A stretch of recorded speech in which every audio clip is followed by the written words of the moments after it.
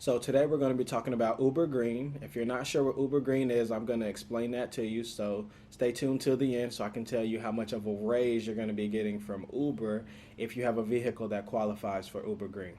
So to begin with, I'm going to start off what they put out verbatim. It says here that drivers who choose to drive greener and electric vehicles will earn extra money for each trip. In the US and Canada, hybrid and EV drivers will receive an extra 50 cents directly from the ride on every Uber Green trip completed. Now, keep in mind, just because you have the vehicle doesn't mean you're going to get the incentive. You have to have the vehicle. You have the rider has to request for an Uber Green in order to receive that extra fee. So they're going to pay that extra fee. It's going to be $1 total. Then they're going to split it up, and then 50 cents of it is going to go to you directly. It says here, since our goal is to ultimately transition all drivers to zero emission vehicles, drivers using a zero emission vehicle, namely a battery or EV, will receive an additional dollar for every trip they complete in the US and Canada. This means that battery EV drivers will receive both incentives, a total of $1.50 extra for every Uber Green trip they complete. So I just have a normal hybrid. So with that being said, if someone elects to get an Uber Green ride, I'm only going to get 50 cents extra on that ride. But if you have an EV, an electric vehicle such as a Tesla or something like that, then you're going to get an extra dollar on top of that. So in total, you're going to get $1.50 extra.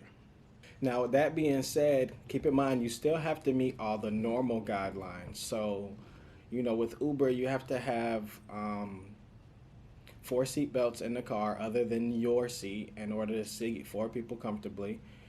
You have to have the four doors. You have to be able to, wind down your windows. You have to have AC. Your car has to fit a particular year in order to qualify. And then on top of that, it would have to be an EV vehicle or it would have to be a hybrid of some sort. So pay attention to the amount of seats that are available in the vehicle. Pay attention to the doors, of course. You have to have the four doors. And make sure you meet all of the guidelines if you're planning on purchasing a new vehicle in order to get this extra incentive. Now, personally, I wouldn't go out and buy a vehicle just to get this. I don't personally think it's worth it. You need to run down the vehicle you got, and then when it comes time to upgrade, then look into whether or not you want to upgrade to an EV or a hybrid vehicle in order for that incentive. But since I already have one, I am going to be taking part in it. That way I can see how it works out, and then I can come back to you and tell you exactly how much more I'm making off of it. Also found this as well. It says Uber Green will be available in over 65 cities internationally. Now that has since expanded. I've looked it up. Uh, the original list didn't have my city in it. I live in Tampa, and now Tampa is on it. So, from what I've read, it's increased to another 120 cities as well. So, with that being said, it should be available in your area, but the icon is only going to show up on your app if your vehicle qualifies. So I'm going to show a video of what it should look like in your app if you have it, and then all you'd have to do is turn it on. So it also says here riders will be incentivized to choose these green rides over traditional rides.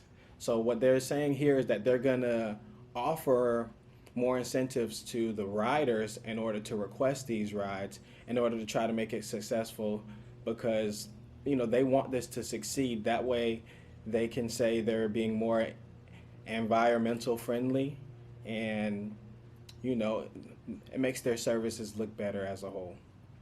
So it says Uber will reward them with 3 times the points for every trip taken compared to the 2 time points for a typical Uber X ride.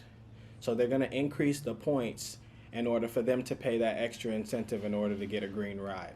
That way they can kind of transition all of their vehicles over to the zero emissions based off of what I read earlier. So Uber's goal is to be 100% emission free by 2040. Now I know you're thinking 2040, okay, that's a long time away, but honestly, it's not. It's right around the corner. I'm making this video right now. It's 2021. That's 19 years. 19 years, and they want to be 100% emission free. So that's why I stated to you, if you currently have a normal vehicle, just go ahead and ride that out. Ride that out.